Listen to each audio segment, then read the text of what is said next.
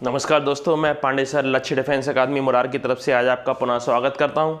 बेटा, अपन हिस्ट्री का टॉपिक लेकर हाजिर हुए हैं, जिसमें अपन ने इसके हिस्ट्री के फर्स्ट पार्ट में अपन ने इसका बेसिक बताया था, ऐतिहासिक काल, और अपन ने सिंधु घाटी सभ्यता के बारे में। ठीक है, आज अपन इसका मल्टीपल चॉइस क्वेश्चंस लेकर हाजिर हुए हैं। 25 से 30 क्वेश्चंस अपन मल्टीपल चॉइस क्वेश्चंस का रिवीजन करेंगे, जो आपने पढ़ा है उसका। ठीक है, देखेंगे आपको कोई एक दो चार क्वेश्चन इसमें नए भी मिलेंगे, बाकी सब क्वेश्चंस अगर आपने बेसिक पढ़ा है तो उसके आधार पर सभी क्वेश्चंस उसी के आधार पर होंगे। ठीक है बेटा, तो अपन बिना लेट किए हुए जल्दी से शुरुआत करते हैं। देखेंगे अपन multiple choice question, MCQ question. सबसे पहला क्वेश्चन है, सिंधु घाटी सभ्यता से प्राप्त मुद्राओं पर किस देवता की मूर्ति मिली है, किस देवता की आकृति बनी थी? तो आपको देखो बताया था आपको, सिंधु घाटी सभ्यता से प्राप्त मुद्राओं पर किस देवता की आकृति बनी थी? पशुपतिनाथ की।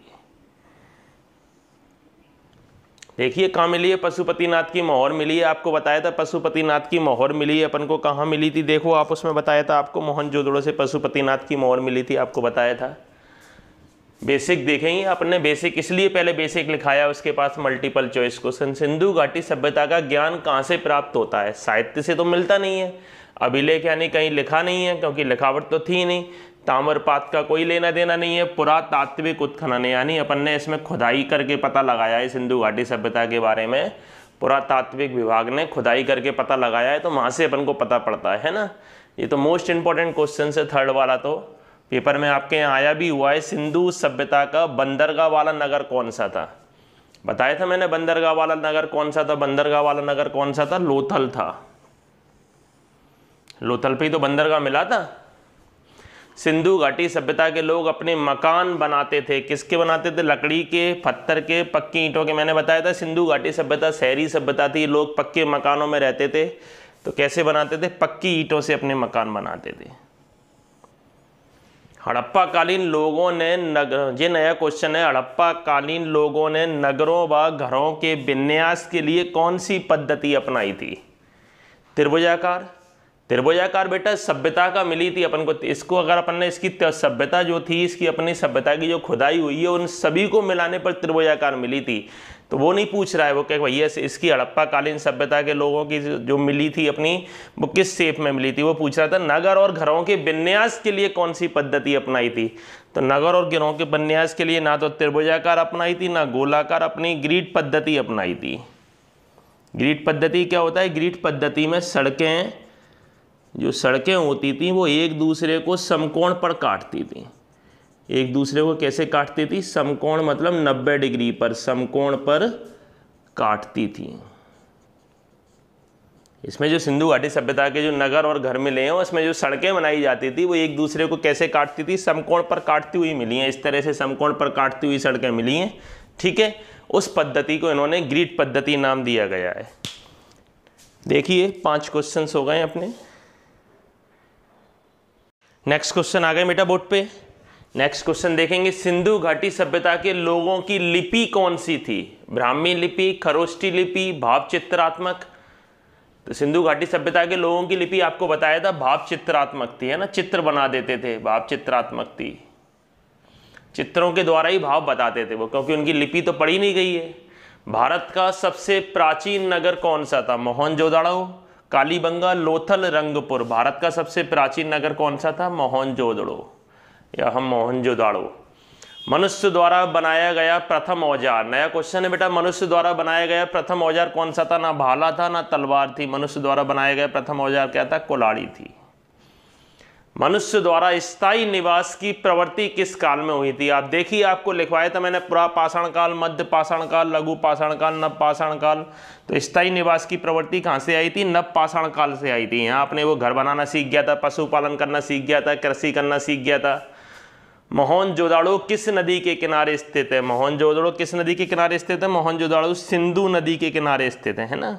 लिखवाया था मोहनजोदड़ो किस नदी के किनारे स्थित है। हड़प्पा किस नदी के किनारे स्थित है? हड़प्पा रावी नदी के किनारे स्थित है। दोनों ही मोस्ट इंपॉर्टेंट क्वेश्चन है। कौन सा किस नदी के किनारे स्थित है, ये क्वेश्चन तो आपको आना ही चाहिए। और ये मोहनजोदड़ो और हड़प्पा तो मोस्ट इंपॉर्टेंट क्वेश्चन है, किस नदी के किनारे स्थित है। अधिकतर इसमें से एक आध क्वेश्चन आपके यहाँ टकराता है। ठीक है बेटा, देखिए क्वेश्चन, नोट करिए इसको। नेक्स्ट क्वेश्चन बेटा, हड़प्पा सभ्यता के किस स्थल से एक उन्नत जल प्रबंध प्रणाली का पता लगा है? यानी अपन को ये पता लगा है कि जल की व्यवस्था वो बहुत अच्छे तरीके से स्टोर करते थे, उसको निकलने की, उसको आने की व्यवस्था बहुत अच्छी थी। तो वो जगह का नाम है धोलावीरा। धोलावीरा से एक उन्नत जल प्रबंध प्रणाली का पता लगा। ये भी शायद अपन ने नहीं लिखवाया था, तो आप यहाँ से नोट कर लेंगे। किस स्थान पर युगल समाधान के प्रमाण मिले हैं? यानी दो लोगों को एक साथ दफनाया गया। युगल समाधान का मतलब जोड़े में दफनाए गए हैं, युगल समाधान के ध्यान मिले हैं। तो ये मिला है आपको लोथल से, ये भी याद रखेंगे आपको, लोथल से युगल समाधान के ध्यान मिले है ना। कृषि का आविष्कार किस काल में हुआ? जी अपन ने लिखवाया था, आप देखिए, कृषि का आविष्कार, कृषि करना और अपना रहना किस काल में सीख गया था? नवपाषाण काल में। नवपाषाण काल में कृषि का आविष्कार हुआ था, पशुपालन करना भी सीख गया था। आग का आविष्कार किस काल में हुआ? इंपॉर्टेंट क्वेश्चन है, आग का आविष्कार किस काल में हुआ था? बताया था अपन ने पूर्व ऐतिहासिक काल में 3 काल बताए थे, उसमें सबसे पहला जो काल था वो आग का आविष्कार था, पुरापाषाण काल। आग का आविष्कार पुरापाषाण काल में हुआ था। पहिए का आविष्कार किस काल में हुआ था? पहिए का आविष्कार आपको लिखवाया था, देखिए पहिए का आविष्कार किस काल में हुआ था? नवपाषाण काल में पहिए का आविष्कार हुआ था। मानव द्वारा प्रयोग किया गया पहला अनाज कौन सा था? चावल, गेहूं? जो आपको गेहूं और जो दोनों लिखवाए तो उसमें भी पहले कौन सा था? अपना जौ था। मानव द्वारा प्रयोग किया गया पहला अनाज जौ था। पहला जानवर कौन सा था? कुत्ता था पहला जानवर। मानव द्वारा सबसे पहले किस जानवर को पाला गया था? कुत्ते को पाला गया था, ठीक है। और पहला अनाज कौन सा था? अपना जौ था। देखिए, नोट कीजिए। नेक्स्ट क्वेश्चन देखेंगे बेटा, मानव द्वारा प्रयोग की गई पहली धातु कौन सी थी? बताया था अपन ने, सबसे पहले धातु मानव ने कौन सी उपयोग करी थी? कॉपर उपयोग करी थी। और किस धातु का उपयोग नहीं जानता था सिंधु घाटी सभ्यता के लोग? लोहा धातु के बारे में परिचित नहीं थे। इतिहास का आरंभिक काल को किस में क्या कहा जाता है? इतिहास का प्रारंभिक काल कौन सा था? पूर्व ऐतिहासिक काल में सबसे पहले अपन ने बताया था पुरापाषाण काल। हड़प्पा सभ्यता के लोगों को किसकी जानकारी नहीं थी? तांबा की तो जानकारी थी, गेहूं की भी थी, जौ की भी थी, लोहा धातु से परिचित नहीं थे, अभी बताया था थोड़ी देर पहले। सिंधु घाटी सभ्यता का पूर्वी पुरा स्थल अपन ने बताया था। सिंधु घाटी सभ्यता में अपन ने उत्तर में क्या है, उस दक्षिण में क्या है? आलमगीरपुर मेरठ में स्थित है। किस नदी के किनारे स्थित है? सिंधु घाटी सभ्यता का पूर्वी पुरा स्थल आलमगीरपुर किस नदी के किनारे स्थित है? हिंडन नदी के किनारे स्थित है। ये लिख लेना है, हिंडन नदी। हिंडन नदी का शायद अपन ने नहीं लिखवाया था। मैं सिंधु घाटी सभ्यता में बनवाली, ये भी नया क्वेश्चन है, ये भी आप नोट कर लेना अलग से, उसमें ही थ्योरी में बनवाली के बारे में। बनवाली किस नदी के किनारे व कहाँ स्थित है? तो बनवाली किस नदी के किनारे मिला था? सरस्वती नदी के किनारे मिला था, हिसार हरियाणा में। लोथल किस नदी के किनारे स्थित है? लोथल भोगवा नदी के किनारे स्थित है। किस नदी के किनारे स्थित है बेटा? भोगवा नदी के किनारे स्थित है, ठीक है। ये सारे के सारे जो पॉइंट्स अपन ने नहीं लिखवाए थे, जैसे बनवाली वाला नहीं लिखा था वहाँ, तो आप लिख लेना, है ना। जी तो अपन ने लिखवाया था, लेकिन नदी शायद लिखवाई नहीं हो, या लिखवाई हो तो देख लेना, हिंडन नदी के किनारे स्थित है, ठीक है। देखते जाइए, नोट करते जाइए। नेक्स्ट क्वेश्चन लिखा हुआ है बेटा, सिंधु घाटी सभ्यता में घोड़े के अवशेष कहाँ से मिले हैं? सिंधु घाटी सभ्यता में घोड़े के अवशेष, देखिए आपको लिखाया था सिंधु घाटी सभ्यता में घोड़े के अवशेष कहाँ से मिले हैं? सुरकोटजा से मिले। सिंधु घाटी सभ्यता के लोग मिठास के लिए किसका उपयोग करते थे? मिठास के लिए किसका उपयोग करते थे सिंधु घाटी सभ्यता के लोग? मिठास के लिए गुड़, चीनी, शहद। गुड़ चीनी के अवशेष तो कहीं से नहीं मिले हैं, शहद का उपयोग करते थे। किस पशु के अवशेष सिंधु घाटी सभ्यता से प्राप्त नहीं हुए? आपको बताया था, मैंने लिखवाया था, शेर के बारे में कहीं भी जानकारी नहीं मिली है। सेंधव-वासी को विश्व में किसके उत्पादन में प्रथम माना जाता है? मैंने बताया था आपको, ये भी लिखवाया है। सेंधव-वासी किसके उत्पादन में प्रथम माना जाता है? कपास के उत्पादन में। मृतकों का टीला किसे कहा गया है? मृतकों का टीला कहा गया है मोहनजोदाड़ो को। मृतकों का टीला कहा गया है, ठीक है। बहुत सारे सब एक के ऊपर एक दफनाए गए थे, इसलिए उसे मृतकों का टीला कहा गया है। पाकिस्तान में सिंधु सभ्यता के स्थल कौन कौन से हैं? हड़प्पा, मोहनजोदड़ो, कोटजीदी, सुतकांगेर, चंदूदड़ो, सभी।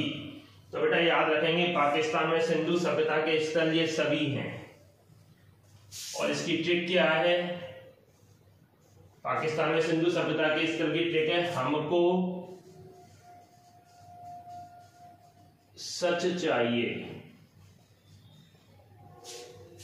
हाफ और क्या हो जाएगा? हाफ और हड़प्पा, मा फॉर मोहनजोदड़ो, को फॉर कोटजीदी, सा फॉर सुतकांगडेर और चा फॉर चंदूदड़ो।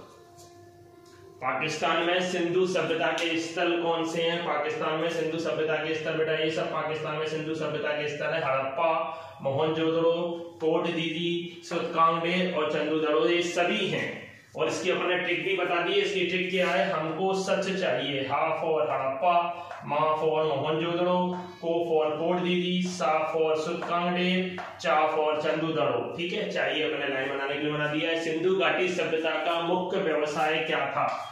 तो सिंधु घाटी सभ्यता का मुख्य व्यवसाय बेटा कृषि था। सिंधु घाटी सभ्यता के लोग मुख्यतः क्या करते थे? कृषि करते थे। ठीक है बेटा, तो आज अपन ने ये हिस्ट्री के एमसीक्यू क्वेश्चंस कराए, 30 एमसीक्यू क्वेश्चंस। पहले अपन ऐसी थ्योरी बताया करेंगे, फिर उसके एमसीक्यू क्वेश्चंस कराया करेंगे। ठीक है, अगर बेटा आपको पसंद आए तो लाइक और सब्सक्राइब जरूर करें, अपने दोस्तों को बताएं। क्वेश्चन इससे बाहर नहीं जाएगा, आप कॉपी में नोट करते जाएं। ठीक है, आज के लिए इतना ही बेटा। जय हिंद, जय भारत। आप सभी खुश रहें, स्वस्थ रहें।